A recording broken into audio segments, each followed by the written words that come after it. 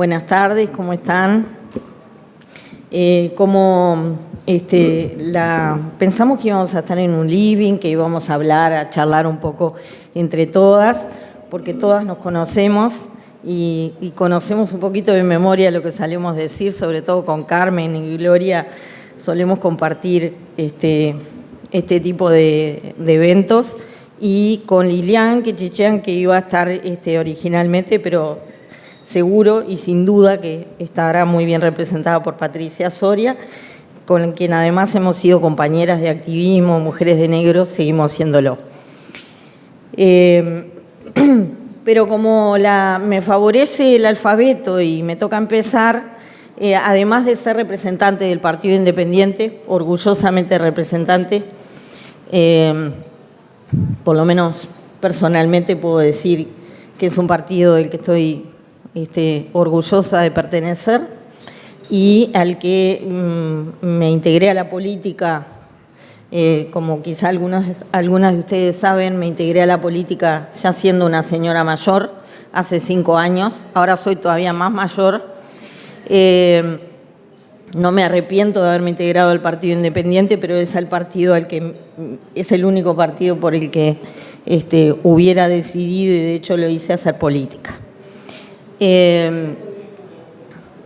Pero quisiera, como decía, como el alfabeto me favoreció y me toca primero, y estoy a cargo del mecanismo de género del Estado, además de hablar como mujer integrante del Partido Independiente y como mujer política, voy a hablar también como parte del gobierno y como responsable en el gobierno de las políticas de género para todo el Estado.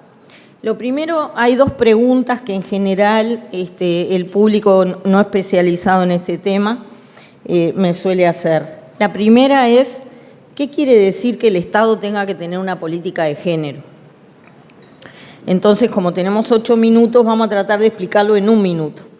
Esto de la política de género para todo el Estado es un concepto moderno, es un concepto que, como en todos los temas vinculados a este proceso que ha sido la gran revolución del siglo XX, y lo está haciendo también en el XXI, pero es la única de todas las revoluciones, de toda la historia que se hizo y se está haciendo sin disparar un solo tiro, y por eso estamos orgullosas. Es una cuestión viva, que todavía está. Es un proceso revolucionario en el que estamos todavía haciéndolo, y por lo tanto surgen cosas nuevas todo el tiempo.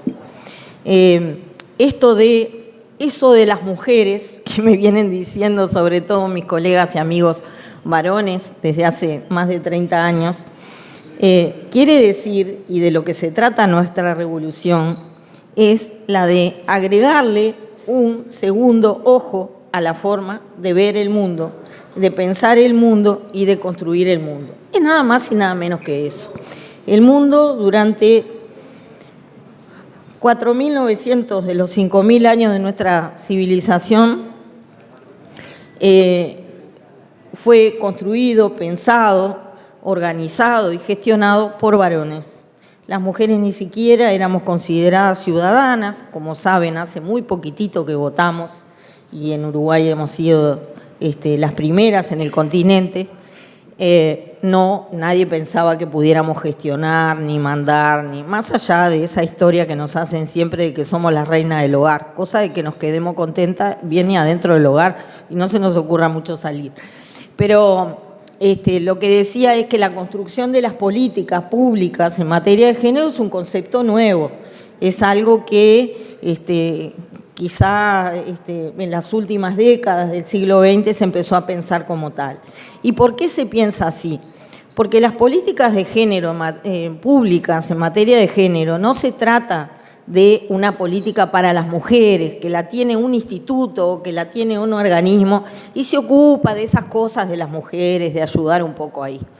De lo que se trata, como les decía, es de ponerle ese segundo ojo necesario, nada más ni nada menos que para que la democracia sea efectivamente tal y para que, como se cita muchas veces, yo creo que erróneamente, seamos todas y todos iguales ante la ley. En los hechos no lo hemos sido, y somos iguales ante la ley hace muy poquito. Ahora, en este país hace unos 80 años, que no es nada para toda una historia, y que implica modificar culturalmente comportamientos, por supuesto que modificar o crear algunas leyes, pero sobre todo modificar una cultura acostumbrada a que unos son los que mandan y los que imponen las políticas, no tiene que ser de mal modo, pero en los hechos ha sido así, y otras somos las receptoras pasivas de esas políticas y de esos, y de esos liderazgos. Bueno, desde hace quizá desde la Revolución Francesa, podríamos decirlo, las mujeres, y con Olimpia de Gouges, quizá como la primera feminista, junto con Mary Wollstonecraft, estamos diciendo, nosotras también queremos ser líderes y nosotras también queremos nada más ni nada menos que dar nuestra visión del mundo, contar el mundo en base a nuestra experiencia de vida, que no es ni mejor ni peor, ni más ni menos, es la nuestra. Y enriquecerlo, enriquecer la cultura, enriquecer la convivencia, enriquecer la sociedad y, por supuesto, también enriquecer la economía, que a veces nos parece que no está bien decirlo, pero es así. Más mujeres formadas, más mujeres trabajando fuera de su casa, más mujeres imponiendo o conquistando la agenda política, significa también más economía, una economía más grande, más rica.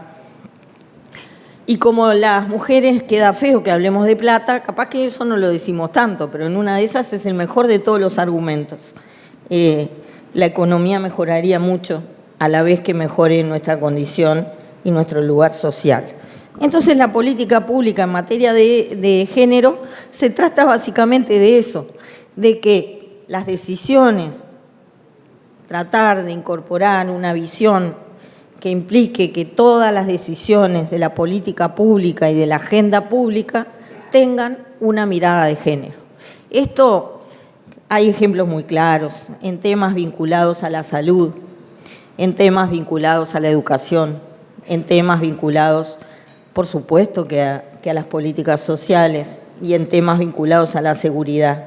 Creo que queda bien claro por qué es importante enriquecer esa política con nuestras miradas.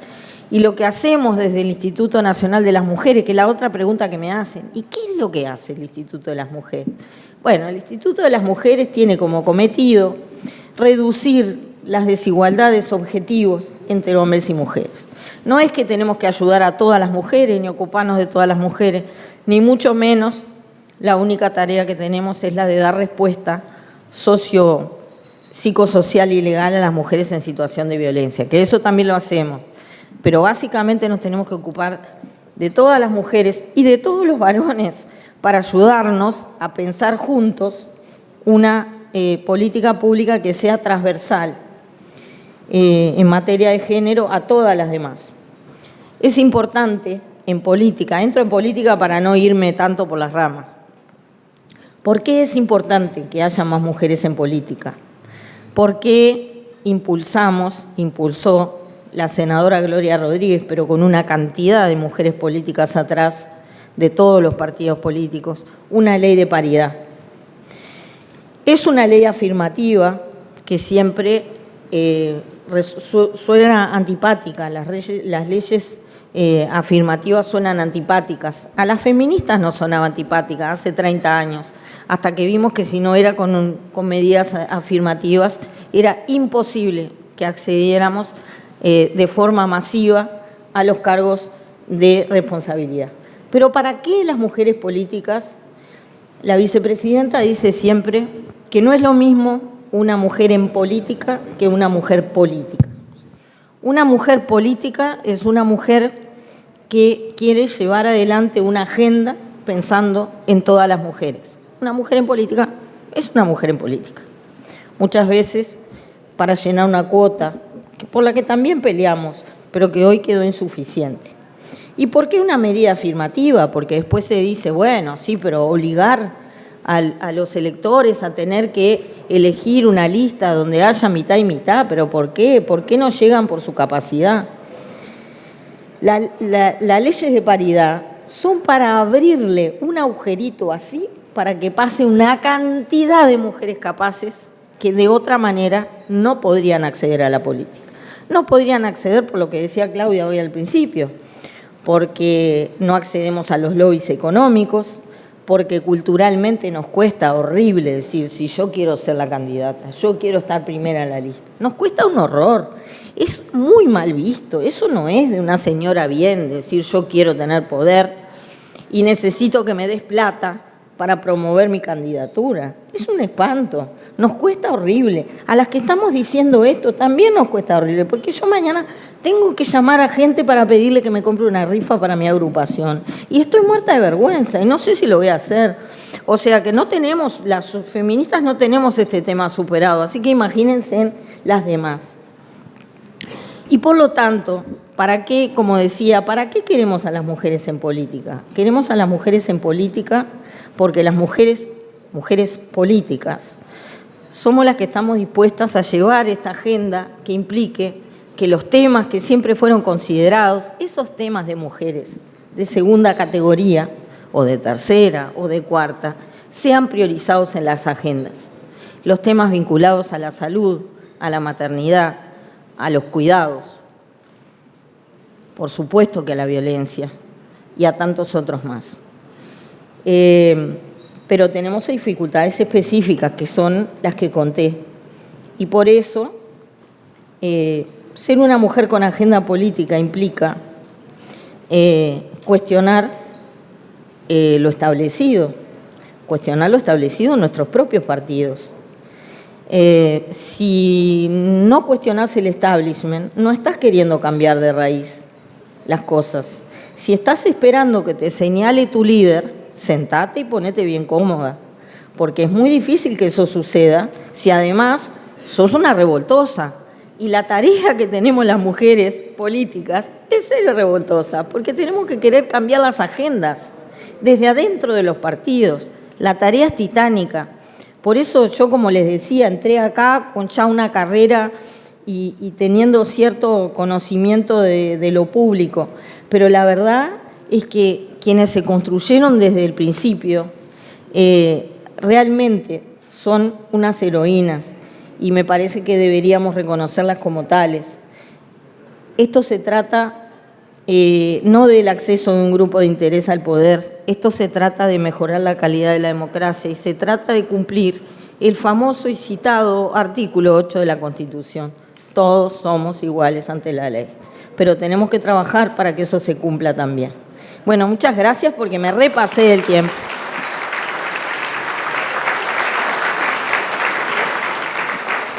Bueno, buenas tardes, gracias por venir. Yo le voy a dar una mirada un poquito diferente porque Alejandro me dijo, no hables de política, entonces como me dijo, no hables de política y yo soy obediente, no voy a hablar de política. Pero sí creo que puedo dar una mirada diferente al resto de las compañeras porque estoy el 60% vinculada a la actividad privada, el 40%, digamos, al servicio público. En realidad, les voy a contar un poquito cómo fue que inicié en todo esto. En realidad, inicié toda la actividad política cuando tenía 16 años, por el año 87, así que saqué en cuenta. Y después me retiré. Me retiré porque cuando uno es joven cree que puede cambiar el mundo y que se va a llevar todo por delante hasta que te das cuenta que el mundo no lo vas a cambiar y que la política en sí es un camino bastante difícil de transitar. Me dediqué a ir a la facultad, a estudiar, a trabajar, me casé, tuve un hijo y por allá por el año 2012, yo siempre digo gracias a una famosa cuota que salió, que había que poner mujeres, porque la cuota dice 2 y 1, pero siempre entendemos que son 2 varones y una mujer. Me convocaron para que volviera, fue a través de una nota que me hicieron por la empresa y ahí surgió de que el periodista había investigado que había estado en la actividad política y me preguntó, ¿volverías? Sí, volvería, porque Creo realmente que la política es el mejor vehículo que puede existir, sobre todo los que hacemos trabajo social, de poder cambiarle un poquito la vida a las personas que tenés alrededor ayudando. Ahí fue que me integré, me invitaron a volví, pero claro, me invitaron por una cuota, me invitaron para poner un florerito. El tema es que cuando invitas a una mujer que en cierta medida está liderando una empresa, no es un florero que vas a poner. Y realmente volvía por convicción, porque sabía lo que quería y lo que era necesario. Siempre digo, soy fruto de una cuota, a pesar que no creía en la cuota en ese momento. Y a medida que empezás a transitar, te empezás a dar cuenta de todas las dificultades. Tenía mi empresa hace muchos años, socia con mi esposo, entonces era todo más fácil, porque cuando uno es el que manda, es más fácil llegar a muchos caminos que se quiere. En la política me encontré que no es tan fácil, que realmente existía un techo de cristal y que muy pocas eran las que podían atravesarlo. Empecé a recorrer el país, empecé a dar muchas vueltas y ahí me empecé a dar cuenta que en pleno siglo XXI las mujeres siguen teniendo los mismos problemas, un poquito menos, pero los mismos problemas que hace mucho tiempo atrás. Me encontré en la actividad política cómo te cierran las puertas. Me encontré que si no somos mujeres las que nos estamos apoyando, son muy pocos los hombres dispuestos a ayudarnos. También me encontré con que son muchas las mujeres que no tienen esa famosa sororidad entre mujeres, que a veces el camino más difícil se hace entre las propias mujeres. Y en un siglo XXI donde necesitamos una cuota, porque si no tenemos una cuota, no tenemos forma de mostrar lo que nos piden a nosotros como si se lo pidieran a los hombres, lo que son las capacidades.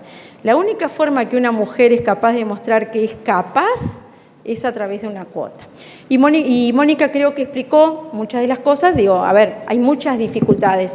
Miren que a mí me pasa de tener mucha gente conocida que dice, eso de la paridad es un disparate. Hay que estar y entender. Hace un tiempo, en plena pandemia, fue que un grupo de mujeres dentro del partido nuestro decidimos empezar a visibilizar a muchas mujeres capaces que viven en todo el país y que ya era tiempo de que dejaran de doblar listas, porque a ese momento es en el momento que todas las mujeres somos muy capaces para doblar listas. Ahora, hasta ahí. Y empezamos a recorrer todo el país. Gloria fue la que nos acompañó en cada lugar que íbamos. Y pudimos hacerlo porque, bueno, teníamos nuestros propios recursos, porque nadie nos estaba costeando absolutamente nada. Y ahí fue cuando me empecé a convencer de lo que era la paridad. Y fui una de las que dije, voy a salir a dar batalla por la paridad, no por mí, sino por cada una de las mujeres que he visto en todo el país maltratadas y discriminadas por propias compañeras y por muchos líderes. Y bueno, y ahí empezamos a estar. Estoy convencida de que hay muchos lugares para las mujeres, que las mujeres debemos encabezar y debemos ocupar los lugares de tomas de decisiones, porque el hecho de que haya una mujer en lugares de tomas de decisiones, la política da un giro. Les voy a contar algún caso, por ejemplo, plena pandemia. Ustedes saben lo que pasamos todos y la situación que estábamos frente a algo totalmente desconocido. Me empezaron a caer mensajes y uno de ellos era de una mujer que estaba internada en un hospital en Minas. Había quedado totalmente aislada, le habían diagnosticado una enfermedad, estaba con cáncer. Su hermana había viajado a Argentina a buscar la documentación, en eso cierran las dos fronteras. la mujer sola, aislada. Y me contactaron a través de las redes sociales. Digo, ¿y por qué a mí? Dice, porque sos mujer. Porque todo esto que yo te voy a pedir a vos, me dijo la hermana, ya lo hablé con un hombre. Y hace 20 días que yo estoy incomunicada y no sé nada de ella. Fue tanto lo que empezamos a tejer redes de un lado y de otro. Un mes después, esa mujer logramos que viajara a Argentina a través de trámites de Cancillería, del Ministerio de Salud Pública. Y claro, porque los médicos acá decían, ella lo que tiene acá se lo van a hacer en Argentina. La diferencia es que acá está sola, en Argentina va a estar acompañada. Siempre lo cuento como anécdota porque cuando me llamaron a comunicarme que ella estaba viajando en ese momento a Argentina, me dice mi hijo, y me emociona porque dice, ¿qué lo tiró, ¿Qué es lo que lo tiró? Pensar que no sos nadie. ¿Cómo? Bueno, no, me refiero que vos no tenés un cargo, nada, no sos nadie y lograste, te he visto cómo has peleado una semana y lograste lo que ninguno de nosotros siendo hombre lo lograríamos. Y ahí entendí que la actividad de la mujer es diferente. Las mujeres somos diferentes a los hombres, pero merecemos la igualdad de oportunidades. Entonces merecemos estar en esos lugares, pero la única forma es pudiendo encabezar listas. ¿Y cómo hace una mujer para encabezar listas si las reuniones los hombres las hacen a las 10 de la noche en lugares que quizá nosotros ya tenemos que estar? Yo porque ya mi hijo es grande y no tengo problema, pero tienen hijos chicos, tenés que ir con ellos, acompañarlos. ¿Y cómo haces para llamar a un empresario y decirle necesito que me apoyes económicamente? ¿Por qué? Porque hay que hacer un montón de cosas. Las mujeres siempre tenemos ese miedo de que nos pidan algo a cambio. Entonces, no es fácil. Y cuando nos dicen, no, yo no quiero que me obliguen a votar una lista, ¿y qué? ¿Y todo el mundo sabe las listas que votan hoy día? ¿El nombre y el apellido de cada persona? ¿Conocen a cada uno? ¿Y saben por qué existen las listas sábanas? Porque la gente no va a votar en las elecciones internas. Porque si la gente fuera a votar en las elecciones internas, votaría y le daría oportunidades a personas que quieren que integren las listas. Y, por ejemplo, mujeres.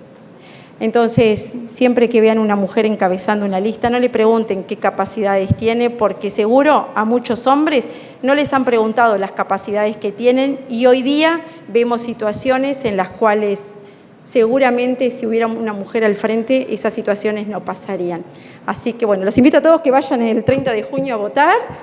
Si me quieren votar a mí, puedo pasar el chivo, voy por Canelones y en Montevideo también. Bueno, muchas gracias. Gracias, Lourdes.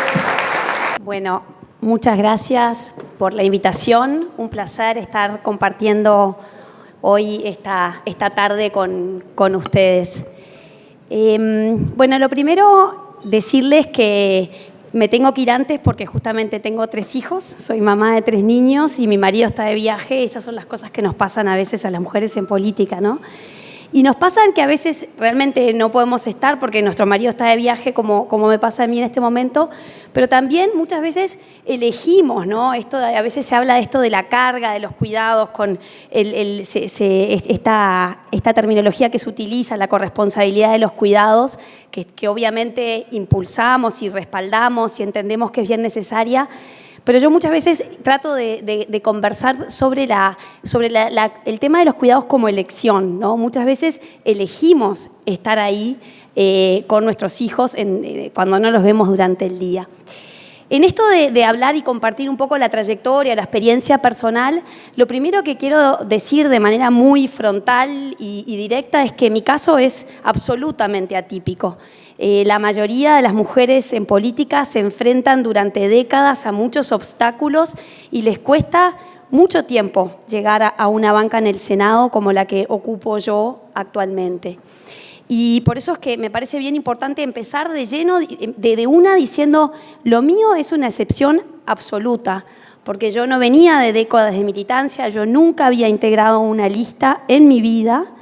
Y un día una persona como Ernesto Talvi, que también era un outsider de la política, la historia lo muestra bien claro, dijo, en ese armado de las listas, que sí, indudablemente sucede, creo que en la gran mayoría de los partidos todavía, lamentablemente, a altas horas de la noche, con un enorme nivel de conflictividad, con un enorme nivel de tensión. Bueno, obviamente el candidato ocupa ese primer lugar y el primero para abajo y el primero para la derecha son esos lugares más buscados. Y la realidad es que cuando a mí me vino a plantear Ernesto Talvi ocupar ese primer lugar, genuinamente les digo que nunca se me había cruzado por la cabeza estar ocupando una banca. Él en su momento, bueno, obviamente era una persona que yo conocía, que reconocía, que admiraba, y armando los equipos técnicos me entrevistó para lo que supuestamente era trabajar como voluntaria, como tantas personas que seguramente acá en esta sala habrán, que escriben de manera voluntaria el plan de gobierno, el programa de gobierno. Y la realidad es que esa entrevista con Ernesto avanzaba y yo decía, qué raro el nivel de exigencia, qué exigente esta pregunta para un trabajo voluntario, no remunerado.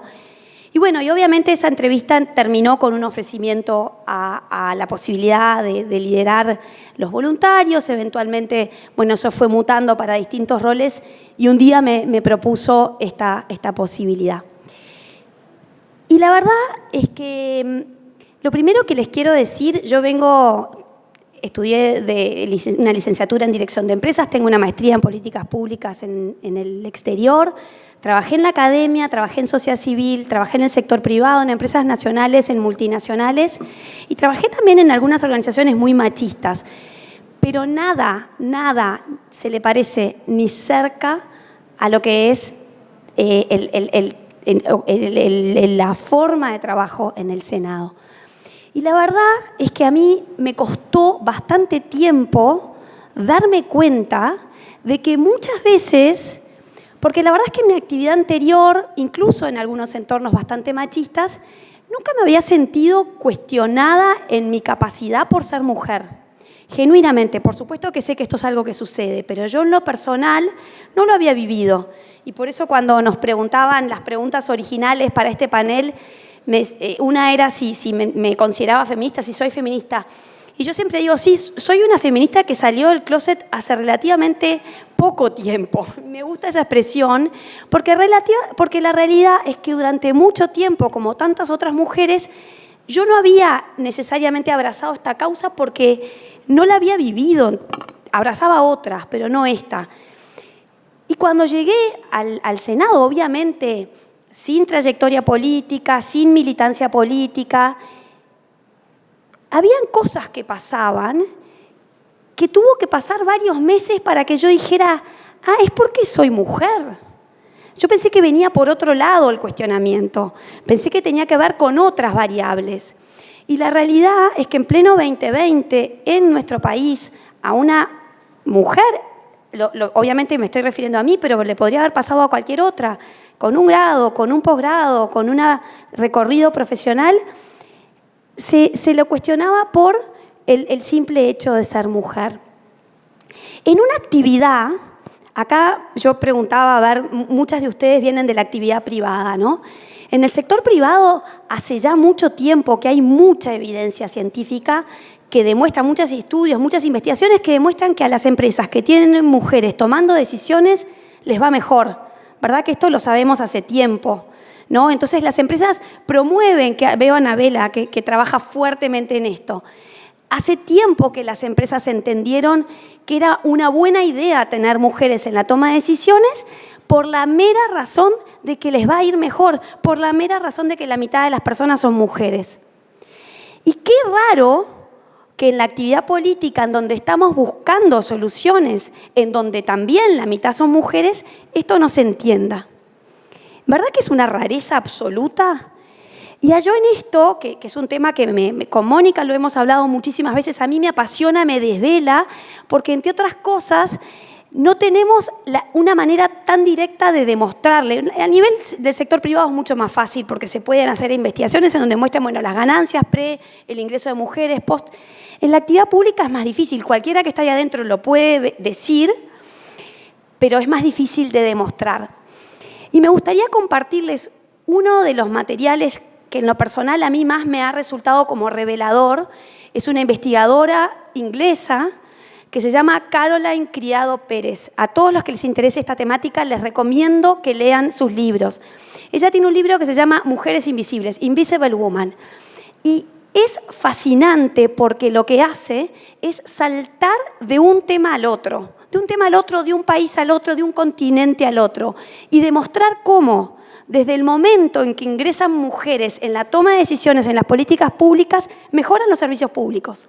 Entonces, por ejemplo, pasa del sistema de metro de París y cuentan cómo, mientras habían solo hombres ingenieros en transporte, el sistema de metro de París era así, ir y venir, ir y venir.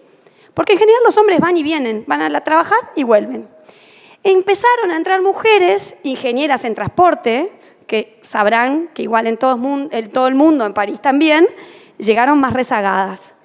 Y ahí empezaron a decir, pero espera un poquito. Sí, los hombres en general van y vienen, no todos, pero muchas veces van y vienen. ¿Y saben, alguna vez investigaron cómo es el recorrido de las mujeres? Y bueno, supongo que van y vienen. Y no saben que no, porque la mujer va a trabajar, va a buscar al hijo, lo lleva al fonoaudiólogo, lo lleva al psicomotricista, va al dentista y vuelve. Entonces te cuenta cómo en el sistema de metro de París, desde el momento que ingresaron ingenieras en transporte, se fortalecieron las líneas así. Y obvio que le mejoró la vida a las mujeres, pero también a los hombres, que no solo iban y venían. Y pasa de eso a el sistema de vivienda en Brasil y cómo se hizo toda una reforma en donde no se contempló muchas de las necesidades de mujeres. Y pasan a algo que los invito a observar, porque estoy segura que acá pasa lo mismo que en casi todos lados, que tiene que ver con la distribución de los baños. ¿Vieron que si hay 10 baños, hay 5 de hombres y 5 de mujeres? ¿Y vieron que sistemáticamente siempre hay cola en el baño de las mujeres? Y la realidad es que por una razón biológica, porque saquemos la pintada de labios y todo eso que puede suceder, pero no es adentro del baño, por una razón biológica, las mujeres demoramos más tiempo en el baño. Tenemos más cosas que hacer en determinadas edades. Entonces, cuestiona por qué si hay 10 baños tiene que haber 5 de hombres y 5 de mujeres. ¿No tendrá más sentido? Y bueno, pone un ejemplo, no me acuerdo de qué país, de vuelta, en donde las mujeres decidieron, costó convencerlos a los hombres y no dejaron de distribuir y dejaron de haber colas en los baños de las mujeres. Y podría seguir con ejemplos porque es un tema que me apasiona el libro, me lo sé de memoria, lo tengo escrito, releído, marcado. Y es eso, estamos tomando decisiones sobre la vida de la gente. Y para esto pasan 2 cosas. Primero, necesitamos miradas complementarias, ni mejores ni peores. El otro día, miren, le decía recién a Gloria, el día que se discutió paridad, les juro que salí con una ira de esa sesión, creo que fue la sesión. Hubo otras, pero me animo a decir que esa fue la más intensa que me tocó vivir en estos años. No me podía dormir de algunas de las cosas que se dijeron ahí. Y una de las cosas eran, pero ¿cómo? Las mujeres, obvio que no somos mejores. Nadie dice que somos mejores ni peores, pero tenemos miradas diferentes y complementarias y absolutamente necesarias e imprescindibles para tomar decisiones que tienen que ver con la calidad de vida de la gente y resolver las políticas públicas. Eso por un lado. Y por otro lado, estamos atravesados por vivencias diferentes. Entonces, yo ponía en el plenario un ejemplo que se los comparto, en el que estoy trabajando hace más o menos cerca de un año, capaz que ya un poco más, que tiene que ver con el número de cesáreas. ¿Saben lo que pasa con las cesáreas en nuestro país? El número es una obscenidad. La Organización Mundial de la Salud dice entre un 10 y un 15%. Si nosotros dividimos Montevideo Interior y dividimos público y privado, nos vamos a encontrar que en el sistema de salud privado de Montevideo hay algunos lugares donde el índice de cesárea es el 70%. Entonces, que alguien me diga, y ojo, que la cesárea es un procedimiento maravilloso, que salva vidas y que es válido, yo puedo no compartir, pero puedo entender una mujer que elige una cesárea programada, está en su derecho de hacerlo. Ahora, lo que no puedo entender y me revela profundamente es cuando a una mujer le hacen creer que hay, por ejemplo, posibilidad de que haya sufrimiento fetal, entonces obvio que vas a cuchillo. Es el ejemplo de brecha de poder más significativo que hay. Hay una mujer totalmente tomada por un proceso de parto, de trabajo de parto, en donde sabemos que desde el punto de vista fisiológico se apaga el cerebro de pensar y estamos conectados con el cerebro intuitivo, y hay un alguien que sabe, que es el médico que sabe. Entonces, yo lo que decía el otro día, se los comparto a ustedes, no va a haber ningún hombre que, creo, o capaz que hay, pero es difícil, que le dedique tantas horas, energía, tiempo. Miren, yo no les puedo explicar la cantidad de reuniones que he tenido con este tema para tratar de desentrañar dónde está el nudo, qué podemos hacer para, por ejemplo, que las parteras, que en su caja de herramientas no tienen la posibilidad de hacer una cesárea, que casualmente los países del mundo donde el índice de cesárea es menor, son esos países del mundo donde las parteras tienen más posibilidad de trabajar. Lo que pasa es que en nuestro país los médicos han logrado que las parteras casi que no hacen nada, llevan el registro, no en todos lados, no estoy exagerando. Entonces, ¿cómo podemos hacer para que las parteras realmente puedan hacer su trabajo? Que además les comparto que las parteras se forman 4 años, porque en nuestro país está esta cosa, en este Uruguay de mi hijo el doctor, está esta idea de que tienen una formación clase B. No, de parto se estudian 4 años, a diferencia de los ginecólogos que estudian 2. Entonces, realmente yo creo que es imprescindible que tengamos más mujeres, imprescindible que con todo el respeto a los médicos, no vaya a ser que haya algún ginecólogo en la sala que se me enoje, ¿no? Hacen un trabajo, no tengo nada en contra de los médicos ni de los ginecólogos. Es imprescindible que tengamos más mujeres, es imprescindible que tengamos una ley de paridad como la que impulsó la senadora Gloria Rodríguez. Y a mí acá en esto, y como para cerrar, me gustaría detenerme en mi recorrido personal con respecto a las cuotas. Yo las odiaba, yo las consideraba una ofensa. Yo puedo entender perfectamente que alguien diga, no quiero saber de nada de las cuotas, porque realmente yo llegué a los lugares que llegué a fuerza de mérito, a fuerza de trabajo, de estudio. Está muy bien, pero no en la política. Las cuotas son, desde mi perspectiva y la de muchísimos, un vehículo necesario para que ojalá un momento entendamos todos que no son más necesarias porque se llegó a lo que es natural y a lo que pasa en tantos países. Y me gustaría cerrar con esta reflexión, que es algo que a mí me desvela, porque realmente Uruguay, como decía Mónica, Uruguay estuvo a la vanguardia de los derechos civiles de la mujer. Fuimos el primer país en Latinoamérica donde una mujer votó. Realmente tenemos la ley del divorcio por la sola voluntad de la mujer. Yo pertenezco al Partido Colorado, que es un partido que tuvo mujeres feministas que podría nombrarlas a muchísimas, que realmente nos abrieron camino a todas las que vinieron después. Entonces yo me pregunto, y si alguno tiene alguna tesis con esto, conversamos después, ¿qué nos pasó como país? Porque me dicen la dictadura. No, dictadura hubo en muchos otros países. Yo realmente siento que acá tenemos algo para desentrañar que a mí en lo personal muchas veces me deja pensando, porque un país que fue tan de vanguardia en estas temáticas hoy está en el ranking, no sé, Gloria o Mónica, si algunas, 100. Estamos muy rezagados.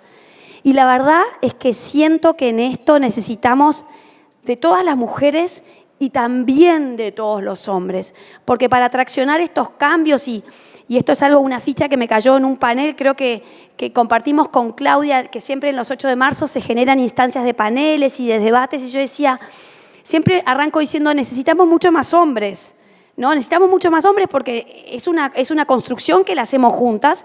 Y en una ficha, me cayó esta ficha el año pasado en un panel que dije, claro, lo que pasa es que de este lado también tenemos que ser hombres y mujeres en estos paneles, para que de ese lado hayan hombres y mujeres escuchando. Y la verdad es que los dejo con esta invitación a intentar entender qué nos pasó como país y qué podemos hacer para que realmente entendamos todos a la interna de los partidos políticos. La ciudadanía ya lo dice, las encuestas de opinión pública lo vienen mostrando. Vieron que ONU Mujeres contrata y este año contrató equipos consultores, ha contratado Opción, o sea, va cambiando y no importa qué empresa consultora contrata, la conclusión es siempre la misma. Se les pregunta a los uruguayos, ¿desearía tener más mujeres legisladoras? Un poco más del 60% dice sí. Entonces, y lo mismo con otras preguntas. O sea, la sociedad uruguaya quiere más mujeres. El problema está a la interna de nuestros partidos. Así que con esa invitación y con ese desafío me quedo. Muchas gracias. Muchas gracias, Carmen. Muy buenas tardes para todos. para todas. Gracias a Somos Uruguay por tocar estos temas y por darnos la oportunidad de charlar entre todos.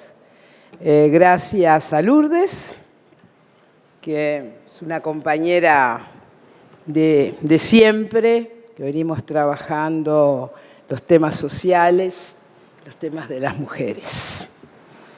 Bueno, como todos saben, pertenezco al Partido Nacional, pero ¿saben lo que les voy a decir?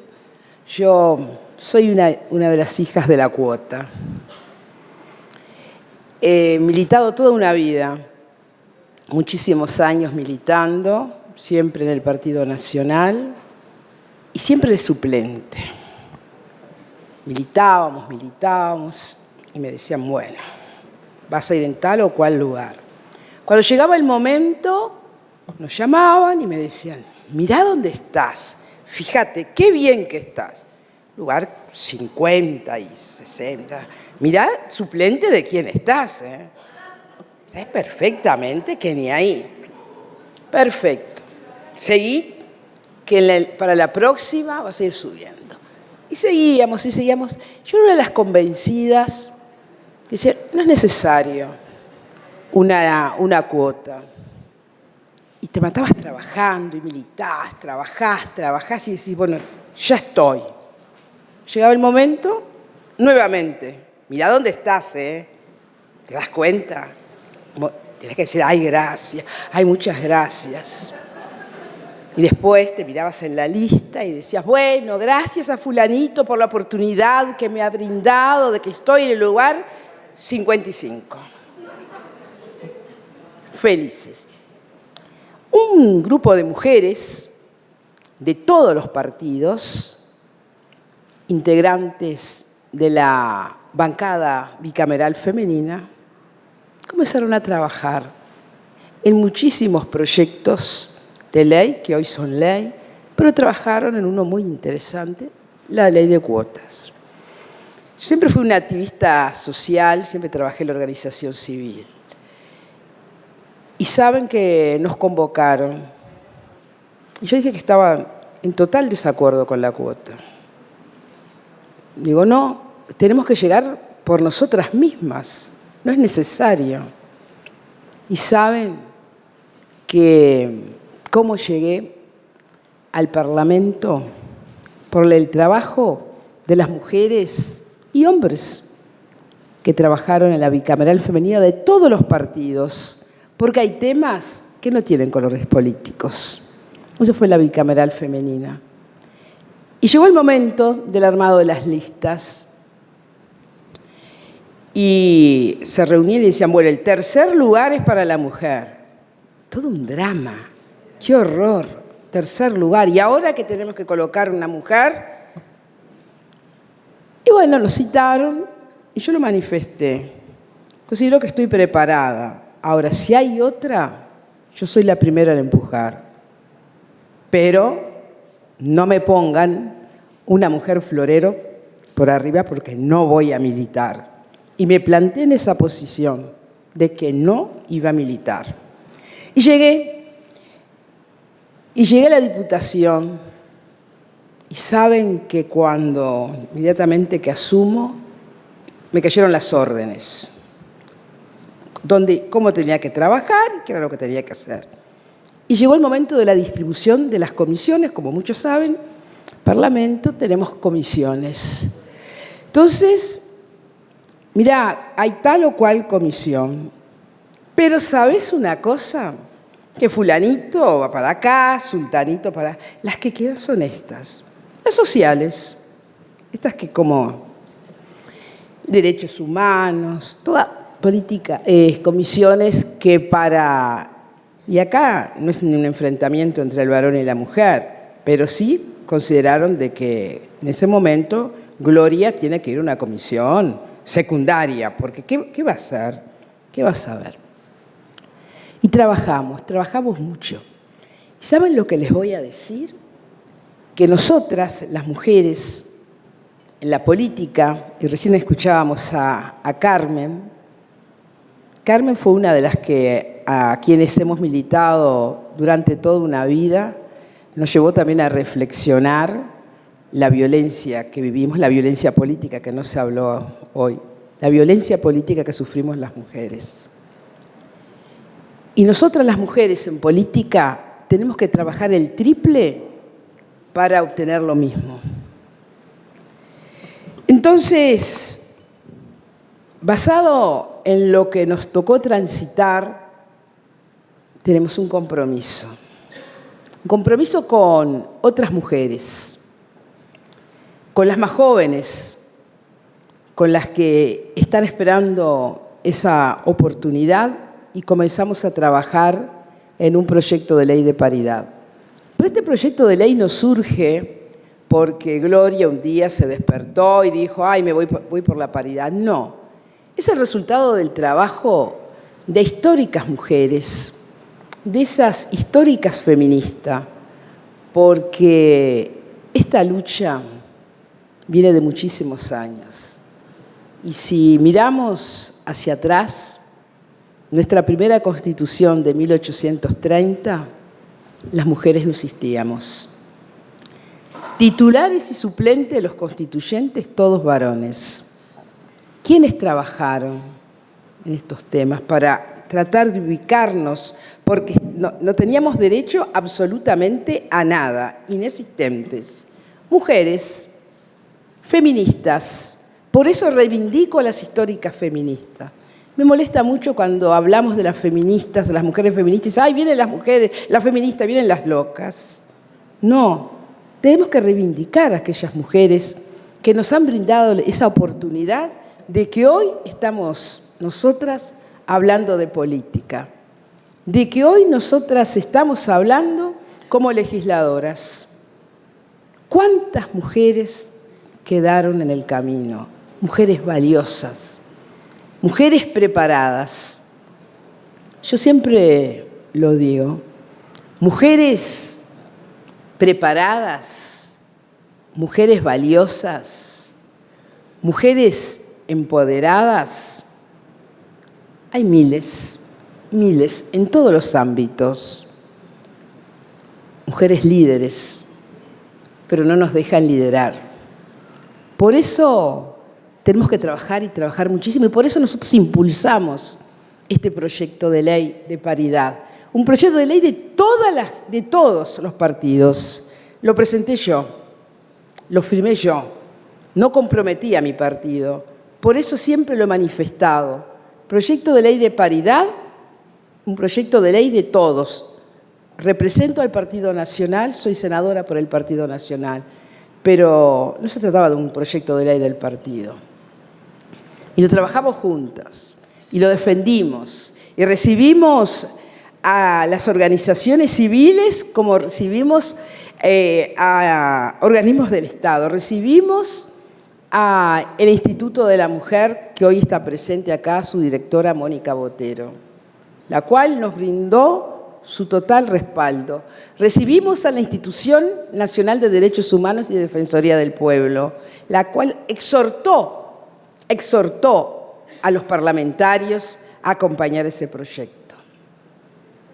Se realizaron encuestas, ¿cierto? ONU Mujeres, a través de una encuestadora, y tuvimos los resultados de esas encuestas. Es decir, una necesidad de la ley de paridad. Por otro lado, yo siempre digo, los detractores nos manifestaban sobre la ley de paridad. Viola el artículo 8 de nuestra Constitución. Se viola cuando se trata del tema de mujeres. De lo contrario, no. Se votó hace muy pocos días el financiamiento de los partidos políticos. Y ahí no se violó el artículo 8 para votar un dinero, el artículo 28 y 29, un dinero para las mujeres que van a encabezar listas y son electas. Esto se votó hace 4 o 5 días, una engaña pichanga, porque ¿qué posibilidad tiene una mujer en el interior de presentar una lista y ser electa? Ninguna. Es muy difícil estar encabezada por varones y que cuentan con todos los recursos económicos. Entonces nos hablaron del artículo 8, todos somos iguales ante la ley. Es cierto, somos todos iguales ante la ley, pero en los hechos no es cierto, no es verdad. En los hechos no somos todos iguales. Por algo tenemos tanta jurisprudencia escrita sobre legislar desigual para los desiguales. Por eso nosotros presentamos el proyecto de ley de paridad, porque somos el 53% de la población y estamos subrepresentadas.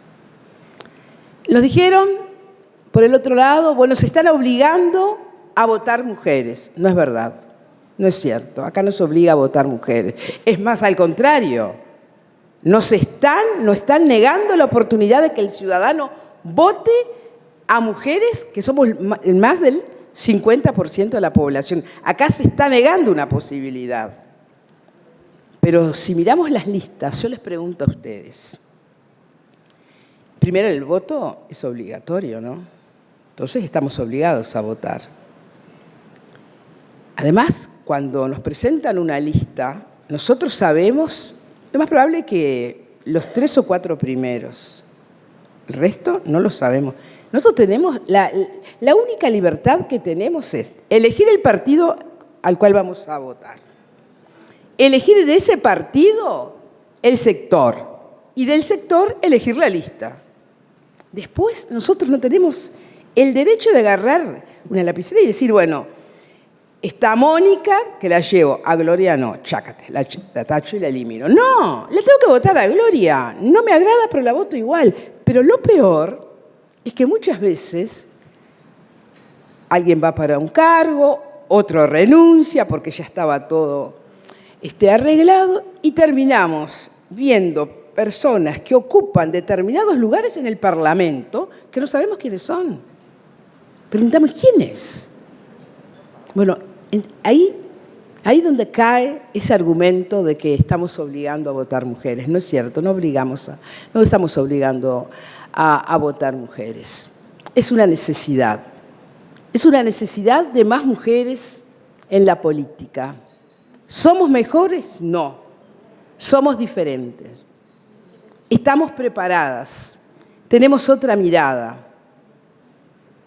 Y lo que pedimos, exigimos, son nuestros derechos. Cuando a nosotros nos brindan la posibilidad de llegar, es cuando tenemos la oportunidad de mostrar nuestros méritos. ¿Cómo estamos preparados? Porque no nos pueden exigir. ¿Por qué nos exigen a nosotros? Bueno, ¿hay mujeres preparadas? Nos preguntan. Yo pregunto, ¿hay hombres preparados? ¿Se preguntan si los hombres están preparados? No. Cuando llega un compañero y lo vamos a ubicar en una lista, dice, mira, no quiero poner nombres porque a veces terminan. Mira, Pepito va a ocupar tal lugar. Sí, un gran compañero, ¿eh? La verdad que me parece muy bien. ¿Sabes qué Gloria? Che, ¿sabrá? ¿Podrá? ¿Está preparada? ¿Ustedes averiguaron bien? Es así, ¿eh? A nosotros lo primero nos cuestionan a ver si estamos preparados. Entonces nosotros, a través del trabajo de tantas mujeres y hombres como los que están acá, porque si ustedes hoy están acompañando estas charlas es porque realmente de una forma u otra coinciden con nosotras. ¿Que hay dificultad? Tenemos serias dificultades. Que en la política nos resulta muy difícil, muy duro, es muy duro. Pero, ¿saben? Alguien lo tiene que hacer. A mí cuando me preguntaron, Gloria, ¿vas a presentar este proyecto cuando sabés que tu partido no te va a acompañar? Sí, por supuesto que sí. Alguien lo tiene que hacer. Y como felizmente pertenezco a un partido de hombres y mujeres libres, lo hice, porque voy fiel a mis convicciones. Y a veces se paga, y esto te cobran adelantado, ¿no? Pero hay que atreverse, Y yo me atrevo porque tengo un compromiso, y tengo un compromiso con todas. Porque yo si hoy estoy ocupando este lugar, es gracias al trabajo de muchísimas mujeres y de muchísimos hombres. Y es un compromiso. Y sepan que vamos a continuar trabajando con este tema. Yo lo dije en la sesión cuando se trató la paridad, que fue lamentable. Algunos legisladores nos reconocieron públicamente. Dijo un legislador, yo algo les voy a decir. Yo estoy reconociendo que las mujeres son inteligentes. Está en la versión taquigráfica, no es un invento, lo pueden leer. Obviamente le agradecí al legislador que nos reconoce la inteligencia, ¿no? Es lamentable. Y cuando estaba finalizando, que no nos acompañaron con el voto, pero ¿saben? Que todos coincidieron de la necesidad de la paridad. Yo estoy de acuerdo con la paridad y yo voy a tener gabinetes paritarios. Considero que las fórmulas tienen que ser paritarias, pero no por ley. Por eso no voy a acompañar. Saquen sus conclusiones. ¿Por qué no acompañaron? Son temas de poder. Y cuando finalizamos lo manifestamos. Yo les dije, vencieron, pero no convencieron. Y fue así. No estaban convencidos ellos. Habían otros intereses. Porque la ciudadanía está preparada. Más de un 64% de la población considera de que tenemos que tener más mujeres, mayor participación de mujeres en política. Y casi el 50% de la población está de acuerdo con la paridad. Es decir, la sociedad está preparada para mayor participación de mujeres en política. La sociedad está preparada para una ley de paridad. Lamentablemente, la resistencia está en los partidos políticos, en todos los partidos políticos, y la resistencia está en el Parlamento. En el Parlamento, cuando nosotros los políticos siempre manifestamos que escuchamos la voz del pueblo. Cuando el pueblo te dice, quiero más mujeres en política, estoy de acuerdo con la paridad, nosotros los políticos que decimos, no, por ahora no estoy de acuerdo. Sí, pero no. Voy a ponerlo en la fórmula, en un gabinete, pero no lo voy a votar para que ocupen lugares en diputados, en senados, en las juntas departamentales, porque este proyecto de ley abarca desde la génesis de los partidos políticos. Por eso decirles a todas y a todos que mi compromiso está. Voy a seguir trabajando en estos temas para mayor participación de las mujeres en política, con un compromiso de visibilizar esa violencia política que sufrimos todas, desde el lugar que me toque ocupar, porque saben que siempre he trabajado en política y siempre he trabajado en estos temas. No es necesario ocupar una banca. No nos puede atar una banca y decir no hago tal o cual cosa porque si no después no estoy en tal o cual lugar de una lista. Hay otros compromisos que son más sólidos y yo tengo un compromiso. Yo tengo un compromiso con todas las mujeres uruguayas para que no les toque transitar lo que me ha tocado transitar a mí. Muchísimas gracias.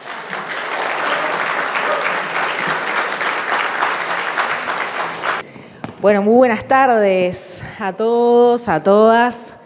Muchas gracias por la invitación a Somos Uruguay y muchas felicitaciones en este aniversario, tanto a Somos Uruguay como a Betel, que están cumpliendo años y es una muy buena noticia.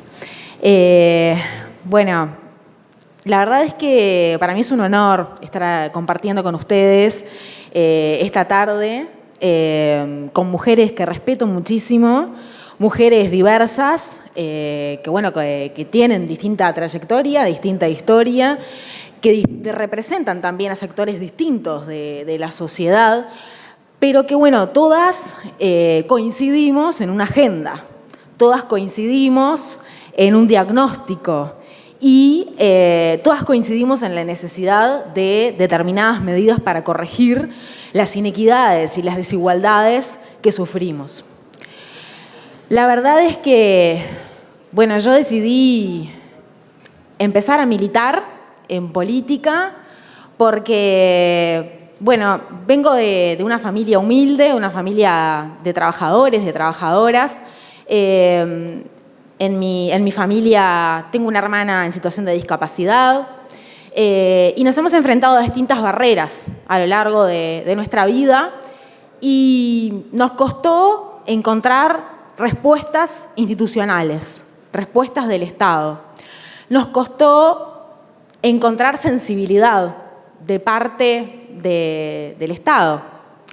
Y por eso es que decidí que no iba a quedarme de espectadora en mi casa, que no iba a quedarme de brazos cruzados y que me iba a meter a trabajar para que esa voz de aliento, de apoyo, que yo no había encontrado, que esa voz existiera y tomar esa bandera, esa responsabilidad de cambiar de alguna forma, esa forma de hacer política, aportarle un poco más de empatía desde mi humilde lugar a la actividad política.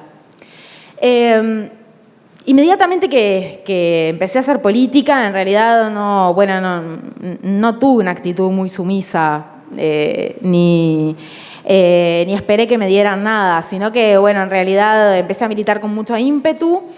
Inmediatamente formé un grupo de jóvenes, participé de elecciones de jóvenes, salí convencional en su momento, nacional, departamental, y me eché, a hacer camino, ¿no? Las personas que tenía a mi alrededor eran grupos diversos, o sea, varones, mujeres. Y el tema de las políticas de género no era un tema que se conversara mucho al principio. Hasta que en un momento, decidí consultar a ver qué opinaba mi entorno. Y ahí las aguas se dividieron. Y los varones todos me dijeron que estaban todos en contra, ¿no? Estaban todos en contra de la cuota, que era en lo que en su momento estábamos conversando. Y claro, ahí me di cuenta que para que una mujer entrara tenía que salir un varón. Esa era la cuestión, ¿verdad? Y esa es la cuestión que todavía sigue sucediendo. Y nosotros vemos en los debates, y ahora en este debate reciente a propósito de la ley que presentó Gloria, esa es la cuestión, ¿verdad? Que para que una de nosotras ingrese, tiene que salir un varón. La política ha sido un ámbito intrínsecamente masculino, ha sido un ámbito hegemónico de la política, en donde vemos que quienes llegan a los espacios de decisión, son los representantes de los sectores más hegemónicos, en realidad, ¿no? Nosotras siempre repetimos, nosotras las feministas siempre repetimos, ¿no? Porque los varones, las personas que llegan a los espacios de decisión son los varones heterosexuales, blancos, ¿no? Y siempre lo repetimos y a veces parece hasta como una frase hecha y un eslogan, pero en realidad es así. Es así, los que dominan la pelota son, en realidad, quienes cortan el bacalao en todos los sectores de la sociedad. Y yo creo en una política participativa y creo en una política representativa. Creo que la política tiene que ser espejo de esta sociedad. Y esta sociedad resulta que no está compuesta solamente por varones heterosexuales y blancos, sino que hay un montón de personas diversas, con orígenes diversos, con perspectivas ideológicas diversas, con orientaciones sexuales diversas, con identidades de género diversas, con identidades étnico-raciales diversas, ¿verdad? Y que todos y todas debemos estar en la política para que la política no sea para unos pocos y para que la política no sea una herramienta de opresión para los más débiles. Y esto no es un invento mío. Esto ha matrizado a Uruguay y a las instituciones. Esto era lo que pregonaba el padre de la República, José Valle y Ordóñez. Esto era lo que se pregonaba en su momento por grandes intelectuales de la época, como Baferreira, por ejemplo, que hablaba del feminismo de la compensación. O sea, que esto no es un invento nuestro, no es un invento de las locas feministas que salimos los 8M a tomar las calles, sino que esto realmente ha matrizado nuestra cultura, ha matrizado nuestras instituciones y nuestra historia. Y la cuota, las acciones afirmativas, tampoco son una locura nuestra. Ya existieron. Fíjense ustedes que ese viejo vallismo puso una cuota para el Estado, para el ingreso al Estado, la cuota del 10% para el ingreso. ¿Por qué era? Porque lo mismo que pasa ahora, porque las mujeres no ingresábamos, porque las mujeres no teníamos esa oportunidad, igual que ahora con la política. Entonces, de lo que se tratan las acciones afirmativas y de lo que se trata la paridad, que ahora, bueno, lamentablemente no la hemos conseguido, se trata justamente de reconocer los distintos puntos de partida, ¿no? Se trata de reconocer de que no tenemos las mismas oportunidades, más allá de que la Constitución en su artículo 8 diga que somos todos iguales y que solamente nos distinguen nuestros talentos y virtudes. Sabemos que no es así. Sabemos que no es así. Y obviamente que hay excepciones, y por suerte que hay excepciones, y sabemos que hay grandes mujeres que han pasado por el Parlamento y que han hecho historia, ¿no? Yo no puedo dejar de nombrar por ejemplo, a Alba Roballo, ¿no? Una mujer que sin duda que hizo historia en nuestro país. En cada espacio que le tocó estar, ella imprimió su sensibilidad. Y también me gustaría hacer un paréntesis en esto de la sensibilidad de las mujeres, porque no creo que haya una sola forma de ser mujer. Hay algunas mujeres que son madres y otras que eligen no serlo y otras que no han podido serlo. Hay mujeres que tienen distintas vivencias porque todas somos distintas, porque todas tenemos clases sociales distintas, porque de repente también hemos tenido distintas oportunidades en la vida, o sea que nuestras experiencias son distintas. Ahora, lo que no podemos negar es el sistema en el que hemos crecido. Es un sistema capitalista, eso ya lo sabemos y no lo vamos a cambiar, y tenemos un sistema patriarcal. Entonces, esa es la forma en que nuestro sistema organiza de alguna manera el orden social. Eso está dado, ¿verdad? Es como los precios. Bueno, los precios están dados, ¿no? Como se dice. Y en un sistema patriarcal hay un ordenamiento social de jerarquías, en donde las mujeres venimos corriendo a la de atrás para poder llegar a equiparar, digamos, ese sistema de jerarquías. Y por eso es que nos cuesta tanto que nuestra voz se escuche.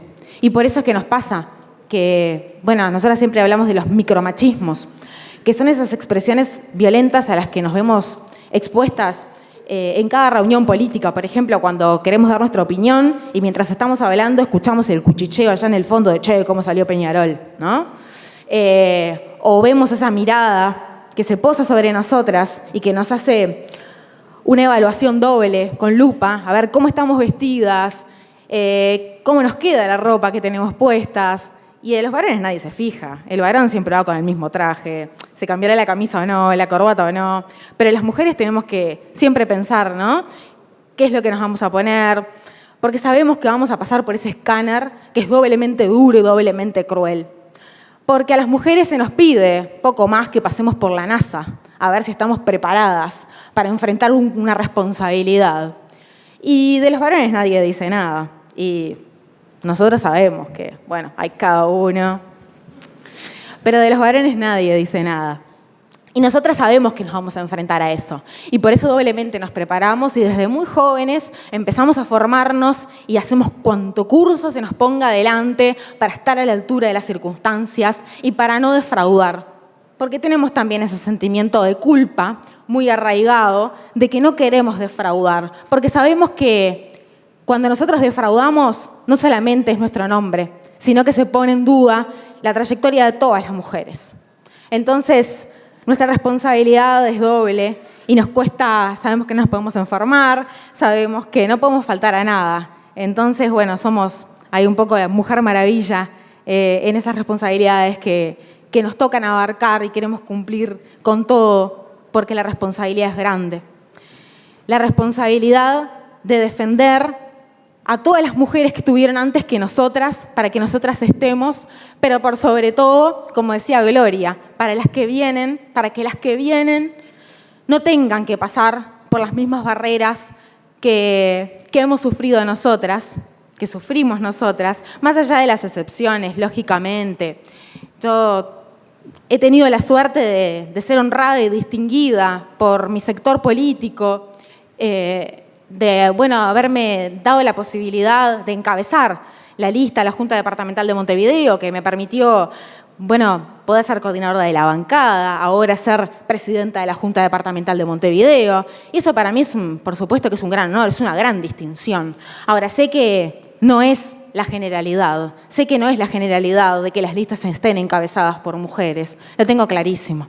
Y por eso es que voy a seguir luchando, por eso es que voy a seguir militando, porque también sé que a medida que uno avanza en la escala, de alguna manera, del poder, las cosas se empiezan a complicar más. Entonces es importante que sigamos manteniendo la militancia y la unión entre todas las mujeres de todos los partidos políticos, reivindicando los instrumentos que nos hemos dado a nosotras mismas, como la Red de Mujeres Políticas, que ha sido un instrumento maravilloso de militancia a lo largo y ancho del país, como la bancada bicameral femenina, que en este último periodo lamentablemente se vio debilitada, y yo creo que ese es un gran objetivo que tenemos que tener las mujeres de todos los partidos políticos para el próximo periodo, volver a fortalecerlo, porque a través de ese instrumento fue que las mujeres hemos conseguido leyes que sin ese instrumento no se hubieran conseguido, como por ejemplo en el 2002, en un contexto país muy complejo, las mujeres de todos los partidos políticos se organizaron para tener la primera ley de violencia doméstica, en un contexto muy complicado. Y eso fue producto del entendimiento de las mujeres. A pesar de ser de distintos partidos políticos, hemos tenido la capacidad, cosa que no todos los varones tienen, de dejar la bandera a un costado para priorizar las necesidades de todas las mujeres. Eso también es una gran enseñanza para el sistema político, ¿no? Nuestra capacidad de diálogo, de entendimiento, nuestra capacidad negociadora, cuestiones que son fundamentales hoy en día y cada vez se hacen más fundamentales, ¿verdad? Yo también estoy en una fuerza política en donde por determinación propia nos definimos antipatriarcales, por definición propia nos definimos antirracistas y por definición propia aplicamos la paridad en las listas. Ahora, yo con lo que sueño es no con que un partido lo tenga. Yo con lo que sueño es que con una sociedad más justa, más igualitaria y más libre, que ojalá que el día de mañana no dependa de este tipo de instrumentos y que no dependa de este tipo de herramientas para poder tener un parlamento que es la voz del pueblo, que sea realmente espejo de esta sociedad, sino que ojalá que en algún momento suceda porque el sistema político va cambiando y lo va internalizando. Porque las encuestas de opinión pública indican que la gente quiere más mujeres en la política, ¿verdad? Porque si bien es cierto que las mujeres no somos todas iguales, está demostrado que hemos incorporado en la política una nueva visión y una nueva forma de hacer las cosas. En el primer parlamento, luego de la restauración democrática, no había ninguna mujer titular en ese parlamento. Era un parlamento totalmente masculino. Y luego que las mujeres empezaron a ingresar al Parlamento nuevamente, se vio ese cambio en la legislación. Porque como decía Gloria, ¿no? Nos empezaban a mandar a las comisiones blandas, a los temas menores. Pero allí desde esos espacios podíamos transformar la vida cotidiana, real y material de la ciudadanía. Por tanto, la responsabilidad es enorme. Lo que guía nuestro accionar, nuestra militancia, es la ética de la responsabilidad por todas las mujeres que pasaron, que nos legaron su lucha, su militancia y que nos permitieron que podamos estar acá en todos los ámbitos, no solamente en la política, pero para poder tener una sociedad más justa, más igualitaria y más libre es necesario que así lo sea la política, más participativa, pero más representativa. Muchas gracias. Muchas gracias, Patricia.